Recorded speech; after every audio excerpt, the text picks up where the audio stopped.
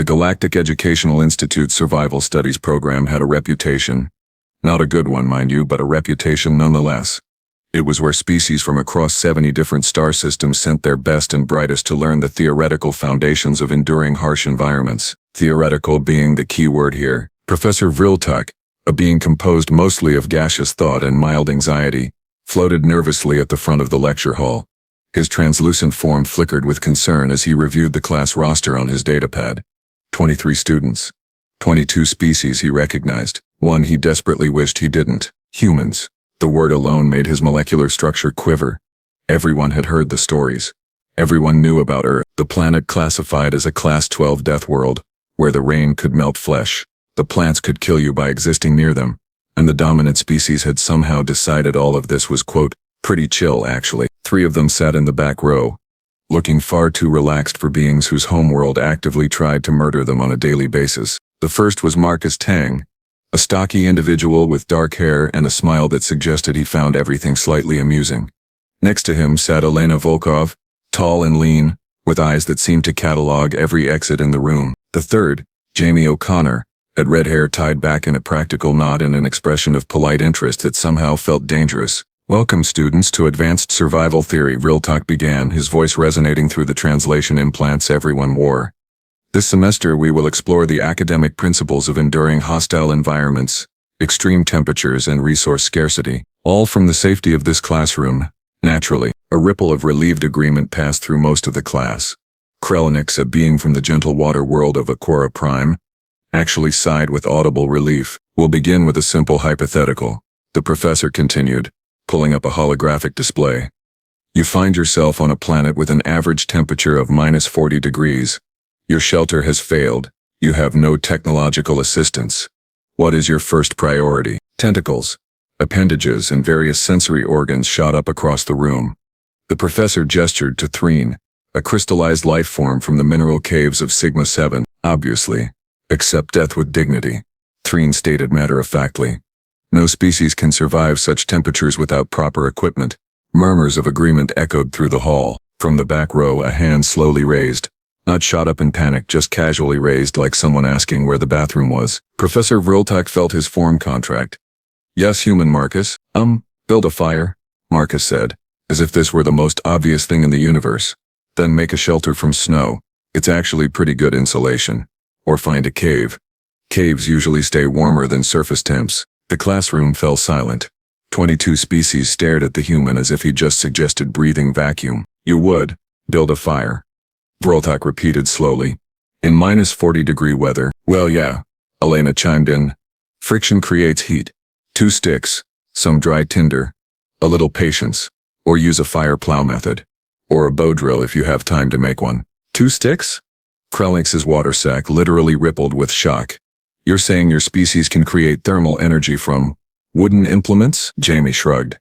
I mean, yeah. Don't you guys have camping?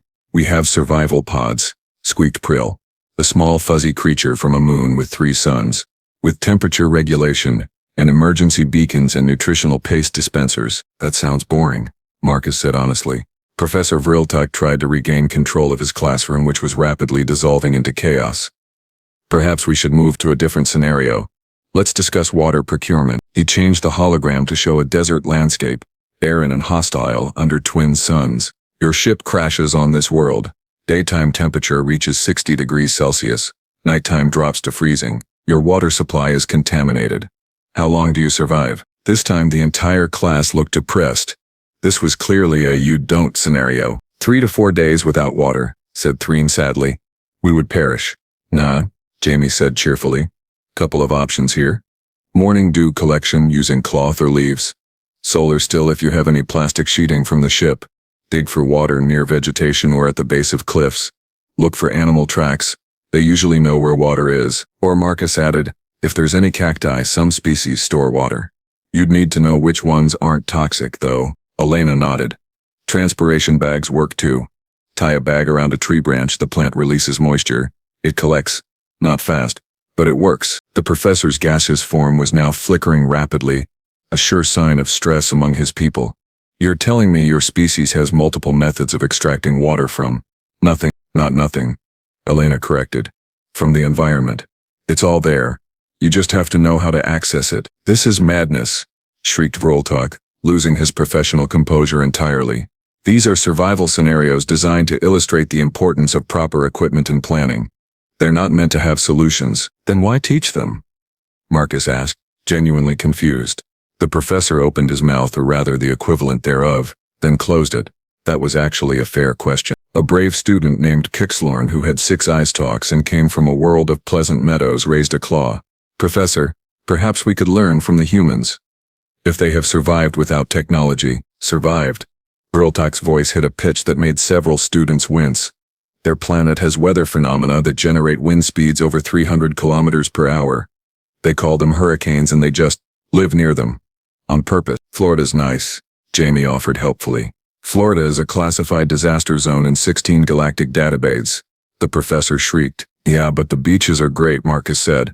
Vrill'tok needed to sit down, which was difficult when you had no solid form, but he managed by sort of pulling himself into his chair area. He pulled up his notes with trembling, energetic fields. Let's try something else, he said weakly. Hostile fauna. You encounter a predator. Large, aggressive, territorial. It has teeth the length of your forearm. What do you do? How large?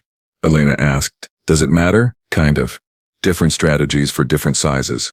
The professor made the hologram show a creature roughly the size of a ground transport, with multiple rows of teeth and claws like swords. Oh, that's big, Marcus acknowledged. Probably don't try to fight it. A wave of relief passed through the class. Finally, the humans were being reasonable. Make yourself look bigger. Back away slowly. Don't run, Elena said. Running triggers chase instinct in most predators. Or, Jamie added thoughtfully, if you have to fight, go for the eyes or nose. Most sensitive areas. A good strike there might convince it you're not worth the effort. You would fight it?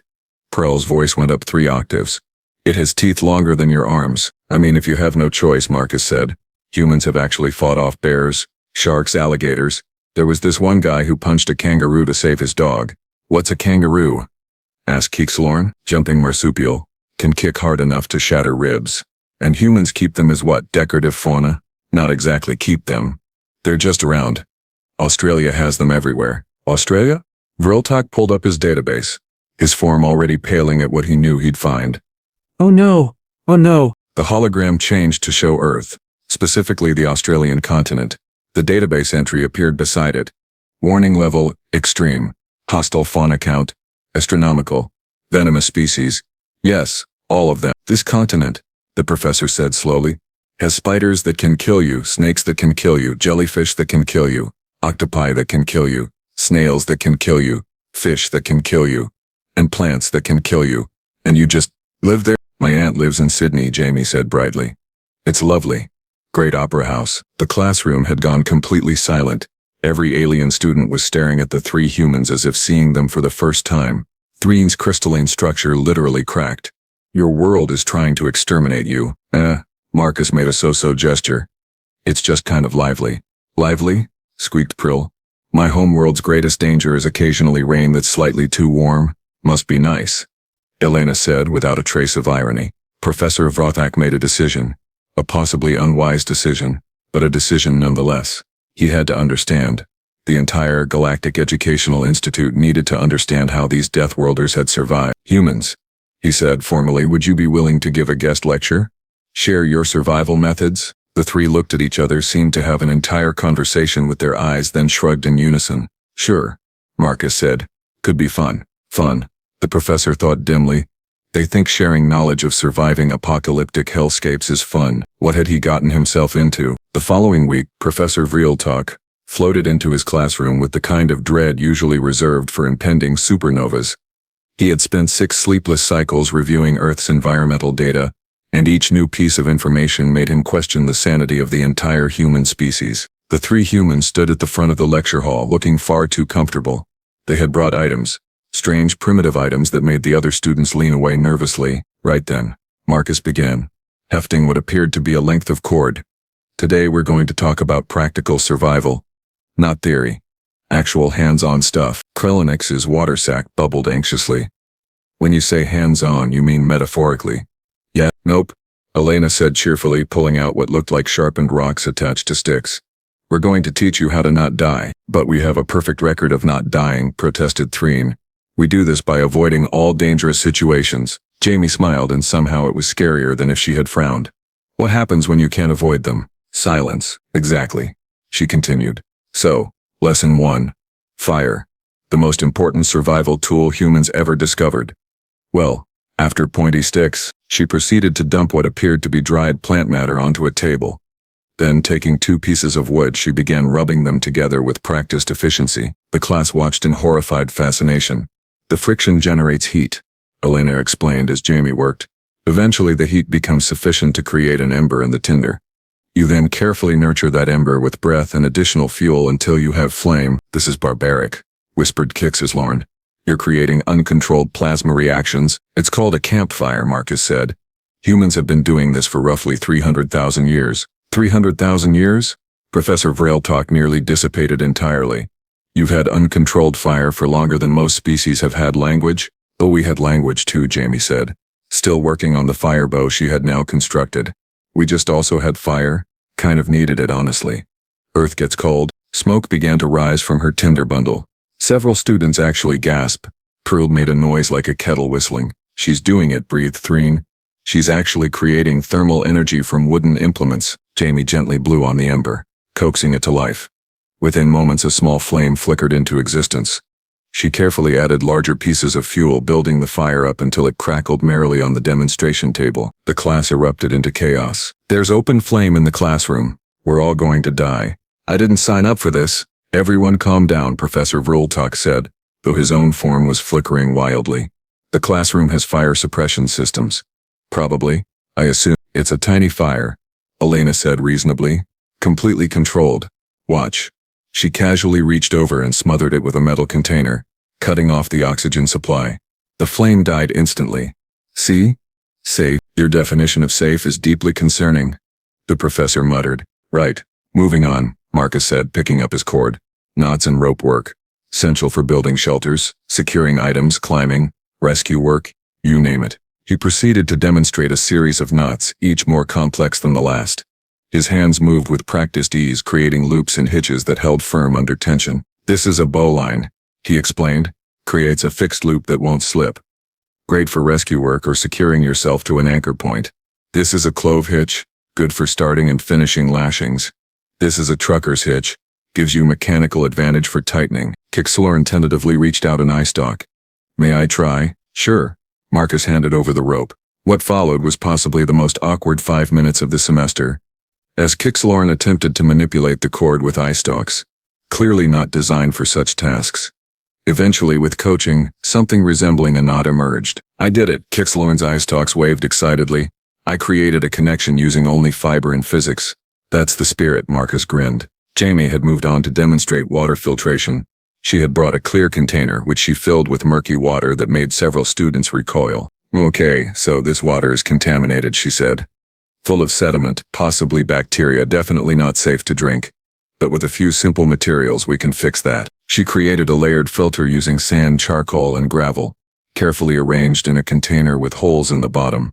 Slowly she poured the dirty water through. What emerged from the bottom was clear. The layers filter out progressively smaller particles, Elena explained.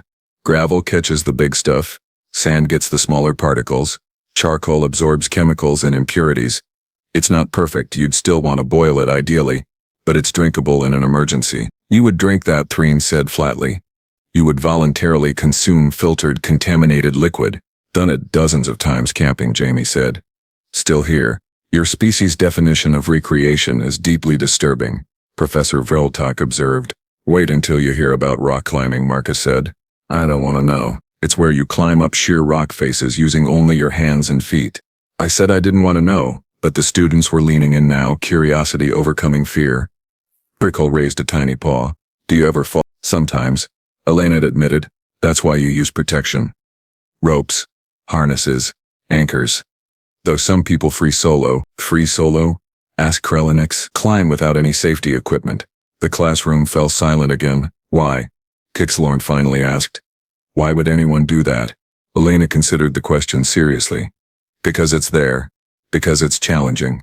Because humans like to test themselves against nature. But nature is winning, Threen pointed out. Your planet is classified as a Class 12 Deathworld. It has claimed billions of your species. Sure, Marcus agreed.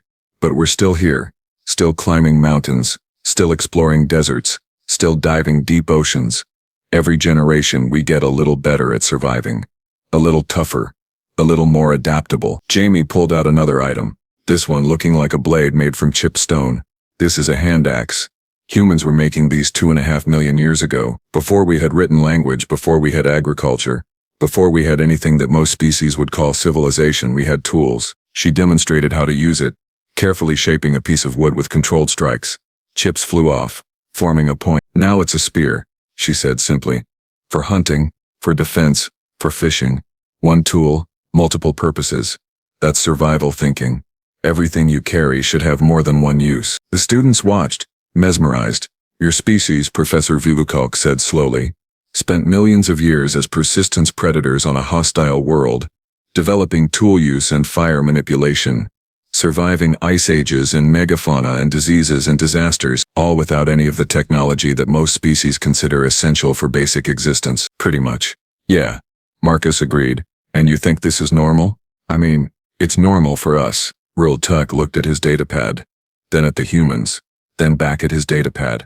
A decision crystallized in his gaseous consciousness. Students, he announced, I'm changing the curriculum. We will no longer be studying theoretical survival. Instead, these humans will teach us practical skills, real skills, the kind that might actually save your lives if your technology fails. A murmur ran through the class, but it wasn't fearful anymore. It was excited. Can you teach us to make fire? Asked Prill eagerly. Can you show us more nuts? Caxlorn added, can you explain how to build shelter? Threen's crystalline voice held genuine interest. The three humans looked at each other and grinned. We can do better than that, Elena said. Next week we're taking you all on a field trip. A field trip? The professor's form wavered nervously. To the simulation habitat, Jamie explained. The one with variable environments. We're going to do a practical survival exercise. You want to put my students in danger? Vrill'tok asked weakly. No danger, Marcus assured him. We'll supervise. Besides, it's all simulated. Mostly safe. Mostly? Well, you learn better when there's a bit of pressure, Elena said reasonably. Professor Vrill'tok looked at his class. 22 alien students. From 22 different worlds, all looking at three humans with something approaching admiration. Or possibly fear. The line was blurry. He thought about the survival statistics. How most species, when faced with true hostile environments, simply died. How rescue operations assumed you had maybe hours before recovery was pointless. How the entire galactic community had built itself on the assumption that nature was something to be avoided, not confronted. And here were three beings from a world that had tried to kill them for millions of years, offering to teach others how to fight back. Fine, he said, but I'm bringing medical supplies. Good thinking. Jamie approved. Always be prepared. As the class filed out, chattering excitedly about fire and knots and filtered water, Professor Vrill'tok floated beside the humans. Why are you doing this? He asked quietly. Teaching survival to species who will likely never face true danger? Marcus looked at him seriously. Because you never know when you might need it. Because knowledge is never wasted. And because maybe understanding how to survive makes you appreciate life a little more. Elena nodded. Every human learns this stuff, not because we expect to need it, but because it connects us to our past. To the millions of years of ancestors who figured this out so we could be here. Plus, Jamie added with a grin, it's actually pretty fun once you get over being terrified. The professor watched them leave. These three Deathworlders who casually discussed fighting predators and drinking filtered swamp water. His form flickered, but this time it wasn't entirely from fear. Maybe, just maybe, there was something to be learned from beings who treated survival as a skill rather than an emergency. The following week's field trip was going to be interesting. Very interesting indeed.